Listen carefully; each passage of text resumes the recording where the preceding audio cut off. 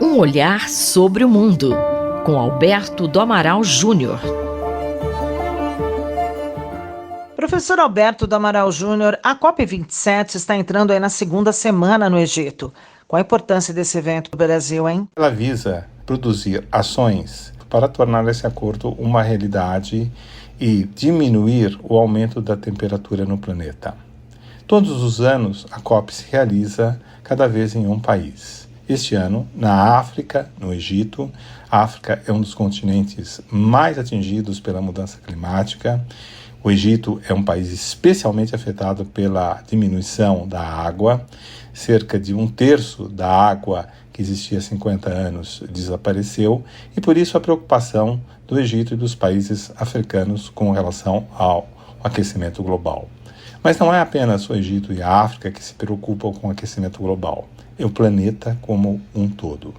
Isso porque nós estamos numa trajetória extremamente perigosa. Já houve, em relação aos percentuais pré-industriais, um aumento de mais de 1 grau da temperatura. E este aumento de mais de 1 grau da temperatura está muito próximo daquele limite estabelecido pelo Acordo de Paris de 2015, que é 1,5 graus, em relação aos índices de 1750. Com isso, se nós continuarmos com o aumento da temperatura global nesse ritmo, o planeta correrá sério risco, ou seja, daqui a 80 anos, o planeta será outro. Será outro porque as cidades litorâneas de latitude média, como todas as capitais brasileiras que se encontram ao nível do mar, que estão em regiões litorâneas, serão praticamente inabitáveis. Uma cidade como o Rio de Janeiro terá fortes ondas de calor e terá um aumento sensível na temperatura, de tal sorte que uma pessoa adulta conseguirá sobreviver apenas 2 horas por dia nos dias mais quentes. E uma criança ou um idoso estará fadado inevitavelmente à morte. Em uma cidade mais alta, como São Paulo, de 750 metros, nos dias mais quentes, uma pessoa terá que utilizar uma roupa com refrigeração interna pelo menos 2 horas ao dia. Isso significa uma mudança do planeta tal como nós o entendemos hoje. Professor Alberto do Amaral, como o aquecimento global pode causar impactos aqui no Brasil, hein? A questão do aquecimento global e da mudança climática, por ser uma questão intangível e já é perceptível entre nós, prejudica economicamente o Brasil. Prejudica a plantação de soja, de arroz, de feijão, de trigo, prejudica a pecuária, enfim, traz imensos prejuízos econômicos à lavoura e à própria indústria nacional. Ou seja, haverá, conforme o aquecimento global aumente, um prejuízo sensível ao país. Mas muito mais do que isso, haverá um prejuízo aos seres humanos, a acidificação dos oceanos, a poluição dos cursos fluviais e outros fenômenos, como as fortes ondas de calor, o estresse a que será exposta a população mais idosa. Tudo isso leva a uma situação de praticamente inabitabilidade do globo tal como nós o conhecemos hoje. E o Brasil tem um papel importantíssimo nesse contexto. O Brasil detém a maior floresta tropical do mundo, a floresta amazônica. E o Brasil não pode continuar com o ritmo alucinante de desmatamento que hoje existe. Porque o Brasil precisa, até 2030, estabelecer um desmatamento zero, senão a floresta amazônica estará em risco, o bioma amazônico estará em risco. E estando em risco, isso afetará o clima do país como um todo. Além disso, os outros biomas brasileiros também estão sob forte pressão. Isso significa que o Brasil deve alterar e precisa alterar fortemente a sua política climática.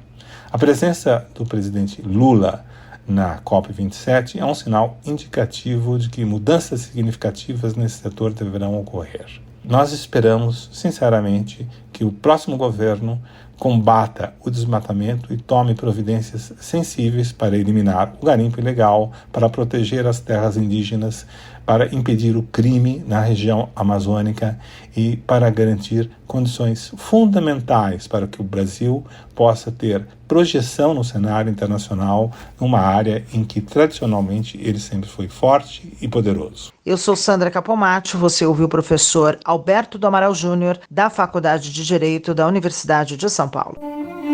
Um olhar sobre o mundo, com Alberto do Amaral Júnior. A qualidade da democracia, por José Álvaro Moisés. Professor José Álvaro Moisés, como o senhor caracteriza essa nova fase política do Brasil? Bom, eu acho que nós temos que partir do começo para entender que esta eleição que ocorreu em 2022 é uma das mais importantes eleições de todo o processo de redemocratização que o Brasil teve desde meados dos anos 80.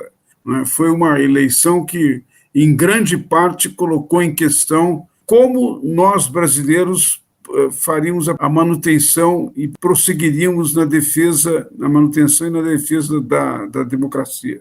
Agora, eu acho que essa eleição marcou uma mudança do que nós poderíamos chamar o ciclo político no Brasil. Nós entramos num novo ciclo político. Ciclos políticos são caracterizados por aspectos que definem, não é, quais são as forças que estão presentes, em que direção o país está indo, que características mais profundas tem, né? Então, eu digo que é um novo ciclo político, no sentido de que, depois de muito tempo, essa é a primeira vez que teve a emergência claramente identificada de forças da direita e da extrema-direita na política brasileira. Nós não tínhamos isso, né? Num certo sentido, a direita e a extrema-direita tinham uma certa inibição ou uma certa dificuldade de se apresentar com tanta clareza. O ciclo político anterior, que se inaugura com a nova República, era um ciclo que, no quadro da Constituição de 88, que é uma Constituição com características social-democráticas muito fortes, ela preserva muito direitos fundamentais do Estado Democrático de Direito, mas também ela amplia a busca de direitos, principalmente de direitos sociais. Nesse quadro, a disputa se dava entre o PSDB e o PT, e era uma disputa razoavelmente civilizada, organizada.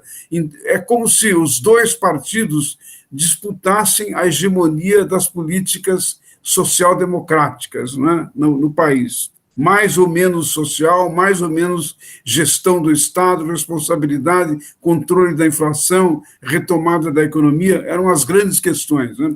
Agora, nós estamos num outro ciclo. O ciclo agora, na medida em que houve a emergência dessas forças de direita e de extrema-direita, a característica do ciclo é que colocaram em questão questões muito mais fundamentais que dizem respeito ao comportamento, aos costumes e, num certo sentido, questões de natureza moral também, não é? Mas também questões que envolvem uma visão extremamente autoritária do modo de organizar a relação entre a sociedade e o Estado, né? Haja visto, por exemplo, o estímulo que o presidente Jair Bolsonaro fez praticamente durante todo o seu governo, não só para desregular a área, por exemplo, das políticas de meio ambiente, mas mais do que isso também de armar a população para, de alguma maneira, estar preparada para eventualidades. Quer dizer, são, digamos assim, visões, olhares sobre a política completamente diferentes daqueles que prevaleciam no período anterior. Uma observação importante diz respeito à natureza, digamos assim, à origem dessa mudança do ciclo político. Eu dato esta mudança das grandes manifestações de 2013, que eram extremamente críticas em relação aos partidos políticos, aos líderes políticos, e também uma desconfiança das instituições, né? Aquelas grandes manifestações não tiveram uma resposta clara das forças democráticas, na esquerda e no centro, né? E isso abriu espaço para a emergência das forças representadas pelo bolsonarismo e pela eleição do presidente Jair Bolsonaro em 2018. Se aprofundou depois durante os 4 anos em que ele tem sido presidente, né? Mas eu acho que é preciso ter essa clareza de que o início da mudança corresponde a essa crise que se expressa a partir de 2013, em relação ao qual houve muito pouca capacidade de responder da parte das lideranças democráticas. A origem está nisto, né? Agora, o desenvolvimento desse novo ciclo político e dessa nova situação também traz algumas novidades. Talvez a mais importante delas é que nunca nós tivemos no Brasil uma situação de radicalização tão acentuada da polarização entre aqueles que, de alguma maneira, disputavam o poder. Polos de disputa do poder são normais, mas a radicalização que leva à intolerância, à incapacidade de diálogo e que cria, digamos, ameaça sobre a democracia foi a primeira vez. Muito obrigado. Eu, Gustavo Xavier, ouvi o professor José Álvaro Moisés. A qualidade da democracia, por José Álvaro Moisés.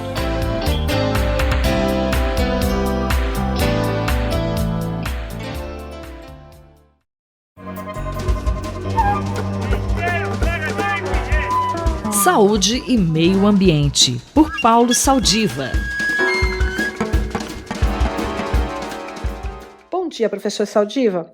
As queimadas em florestas e em fazendas antes da nova plantação pode aumentar a poluição do ar e causar efeitos na saúde da população? Olá, Cinderela, olá, ouvintes da Rádio USP. É um prazer de novo estar falando com vocês sobre meio ambiente e saúde humana. Bom, nós estamos na vizinhança de um evento, a COP, que vai discutir e propor formas da gente reduzir a nossa dependência de combustível fóssil e reduzir a emissão de gás de efeito estufa. Bom, as consequências das mudanças de clima são evidentes tanto na carência alimentar, na carência de água, como também na desertificação de algumas regiões que vão promover deslocamentos e migrações, como acontecia no Brasil nos anos 30 e 40 com as migrações de pessoas que viviam no semiárido nordestino em direção a outras regiões. Mas, uma das fontes importantes de emissão de gás de efeito estufa, especialmente no nosso país, são as queimadas de florestas, muitas vezes ilegais, e também em alguns lugares onde ainda se queimam plantações antes da colheita, como em algumas regiões que se planta cana-de-açúcar. Ou seja, além de você liberar CO2 pela queima dessas florestas e desse processo de queima, existem também efeitos imediatos. Quer dizer, de um lado se emite gás de efeito estufa, de efeitos prolongados, mas também aquela fumaça que sai, aqueles gases que são emitidos dessas queimadas, eu posso garantir que não são perfume. Eles são partículas e gases com toxicidade capaz de provocar adoecimento e também, infelizmente, um número grande de mortes, além de ser, nas pessoas expostas, aumentar a taxa de mutações e que, em última análise, poderá levar a um aumento do risco de câncer. Professor, essa prática de queimadas acontece somente no Brasil? Mas isso não é um privilégio do Brasil. A queima de florestas acontece na África e a queima de plantação em cana-de-açúcar acontece praticamente em toda a América Central e Sul dos Estados Unidos.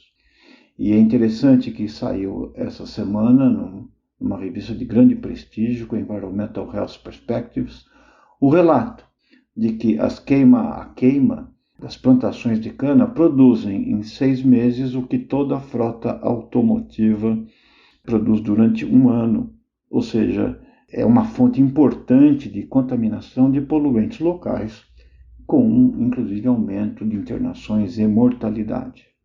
Não, vamos então começar a pensar que na COP se pode imaginar que quando você reduz a emissão de queima de florestas, não só você melhora o clima e preserva as espécies, mas também evita adoecimento e morte nas populações expostas. Com isso dá para calcular o preço de doenças evitáveis e da perda da produtividade. E nós vamos chegar à surpreendente conclusão de que combater a emissão de gases de efeito estufa por queima de florestas ele produz não só benefícios ambientais, mas economiza dinheiro, porque os custos evitados de saúde compensam os gastos para se promover preservação e expansão dessas áreas. Bom, que isso sirva para reflexão para todos e esperar que os países do mundo tomem jeito e comecem a levar mais seriamente a questão climática e principalmente a preservação das nossas matas. Um abraço e até a próxima oportunidade. Eu sou Cinderela Caldeira e conversei com o professor Paulo Saldiva para a Rádio USP. Saúde e Meio Ambiente, por Paulo Saldiva.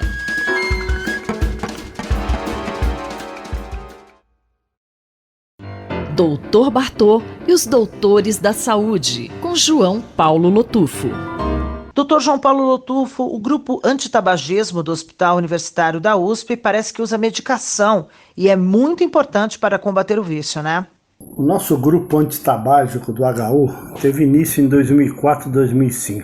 Nessa época não havia medicação gratuita para se parar de fumar.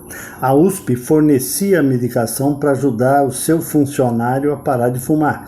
Isso significa menos falta, menos problemas de saúde, então a USP investia nisso. Havia pacientes que não eram uspianos, que não recebiam a medicação. Isso nos fez ter uma experiência de um grupo com medicação e sem medicação. E vimos que a eficácia é maior no grupo que recebe a medicação. Não por ação direta da medicação, que ajuda a diminuir a síndrome de abstinência, mas por prender o paciente no ambulatório semanalmente. Após lutas e recomendações da Organização Mundial de Saúde, o Ministério da Saúde começou a fornecer os adesivos com nicotina e também a bupropiona, e a eficácia dos nossos grupos aumentou. Eu credenciei o HU-USP no Cratódia naquela época como um centro de tratamento antabágico e a gente passou a receber a medicação. O tabagismo é a única dependência que utiliza a própria nicotina que causa dependência como agente terapêutico, diminuindo então a síndrome de abstinência, e as outras dependências não têm esse tipo de tratamento. O que tem acontecido há mais de 45 dias é que o fornecimento dos adesivos foi suspenso, provavelmente por falta de verba para este setor. Como resolver essa questão, hein? O que acontece na prática, então? O grupo diminui sua frequência, pois os pacientes não retornam periodicamente para pegar a medicação. Apesar do paciente tabagista saber que o custo de um maço de cigarro por dia, no final de 7 dias, corresponde à compra de uma caixa de adesivos, mais ou menos R$70, ele não faz esta compra direta. E isso é um grande problema. Como é que se consegue desmantelar um programa de saúde em pouco tempo? Nós continuamos incentivando os fumantes a diminuir e cessar o uso do tabaco, mas sabemos que o nosso sucesso vai diminuir. Aonde foi parar o dinheiro da saúde? No orçamento secreto? Apesar de 70% do preço do cigarro ser imposto, não paga nem de perto o custo das doenças tabaco relacionadas. Um paciente tabagista se revoltou por não ter a medicação e bradou em alto som que o adesivo dele deveria estar na cueca de muitos que estão desviando o dinheiro da saúde. Enquanto o HU-USP, o Hospital Universitário, trabalha com 50% dos leitos fechados, estão construindo um hospital do estado no município ao lado. Quando eu assessorei um candidato à prefeitura de São Paulo na questão da saúde, disse para ele não construir nada na área de saúde e sim colocar o que já existe para funcionar.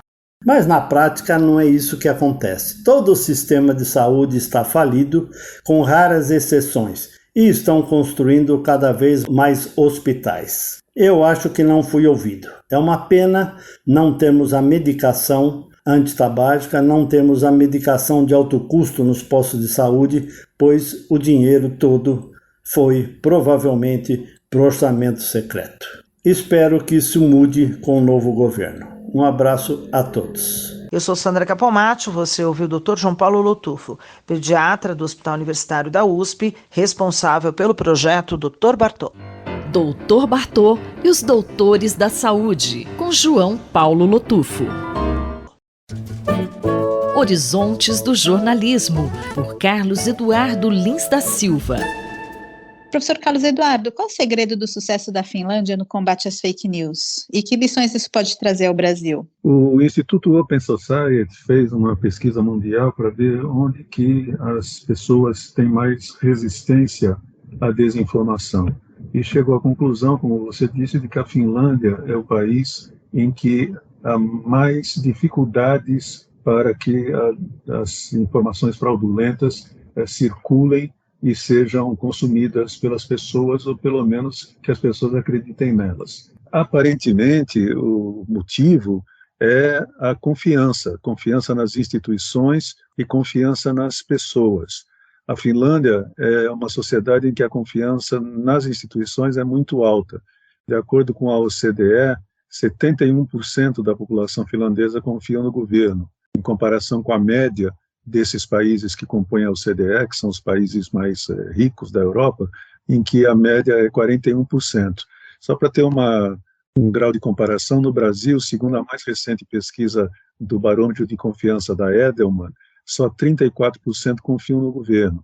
E outros estudos, inclusive do Latino Barômetro, que faz isso só para a América Latina, mostram que o Brasil é um dos países no continente, no subcontinente e no mundo em que o nível de confiança é mais baixo, tanto nas instituições quanto entre pessoas. As pessoas desconfiam umas das outras muito mais do que em outros países. Outra razão por que na Finlândia a desinformação não frutifica tanto, não prospera, é que o sistema educacional do país é todo dirigido, em parte, transversalmente, para que as crianças aprendam a ter espírito crítico.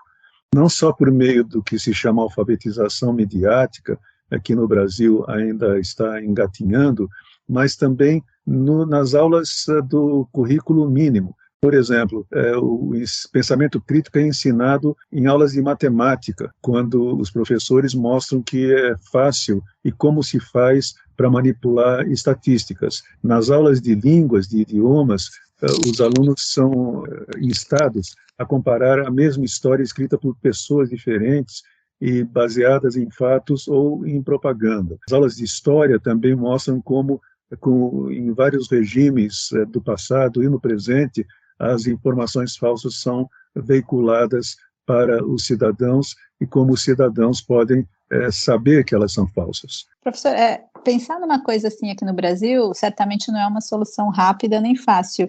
E ainda mais quando, por exemplo, nas eleições a gente vê que as autoridades são os primeiros a divulgarem fake news e a se basear nesse tipo de coisa nas campanhas, não? Pois é, esse é um dos motivos por que não há confiança nas instituições, porque as autoridades e os candidatos são os primeiros a distorcer fatos, a inventar fatos, e nessas eleições desse ano no Brasil, acho que nós chegamos ao nível mais baixo da história.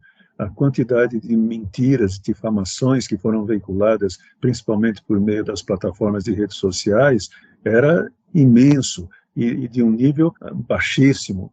Outra pesquisa recente mostra que nos Estados Unidos, o estado em que a desinformação menos prospera é o estado de Maine, onde eles fizeram uma coisa bastante curiosa. O estado de Maine é um estado pequeno e as comunidades se organizaram de modo que há grupos lá de redes sociais em que pessoas que conhecem as demais dizem para o grupo inteiro, o que é verdade e o que não é verdade, o que está baseado em fatos e o que não está baseado em fatos.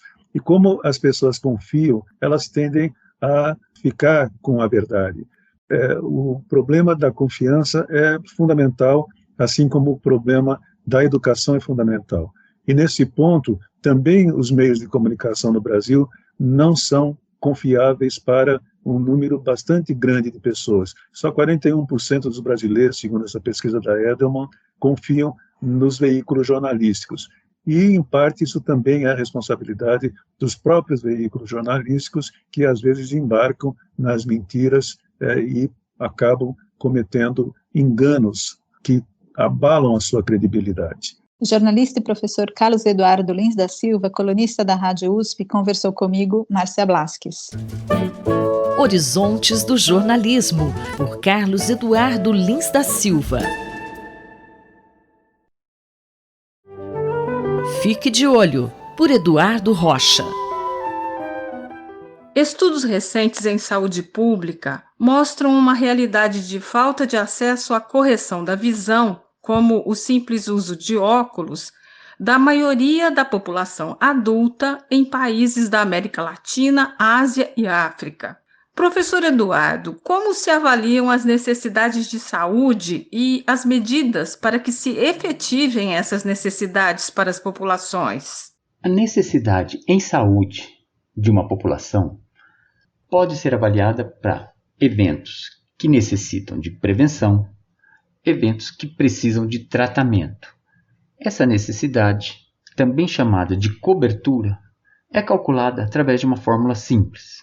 Se coloca no denominador as pessoas que precisam daquele atendimento e no numerador as pessoas que foram efetivamente atendidas.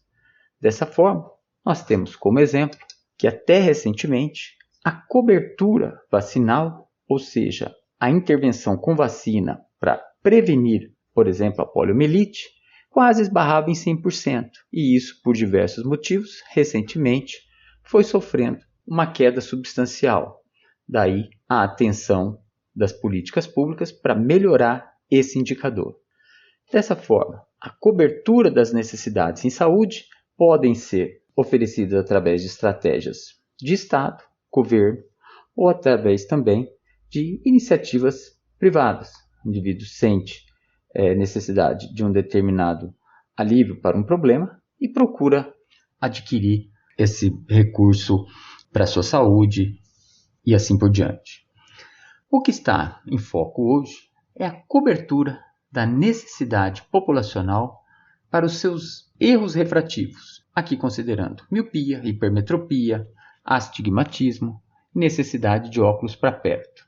O objetivo do estudo, recentemente publicado na Lancet Global Health, agora em outubro de 22, com a participação do professor João Marcelo Furtado, da USP de Ribeirão, avaliou 170 estudos, com amostras de mais de 500 mil de pessoas, e revelou que a cobertura de óculos, ou seja, a necessidade de tratamento para enxergar melhor, onde o óculos talvez seja o recurso mais simples, mais barato, mais rapidamente acessível, era em indivíduos em população acima de 50 anos, em quase mais de 60 países avaliados, era, além de desigual entre esses países, lógico, com cobertura mais efetiva nos países ricos, chegando a quase 80% da necessidade de óculos, pior na América Latina, em países pobres da Ásia e na África, com níveis em torno de apenas 10% dessa necessidade atendida,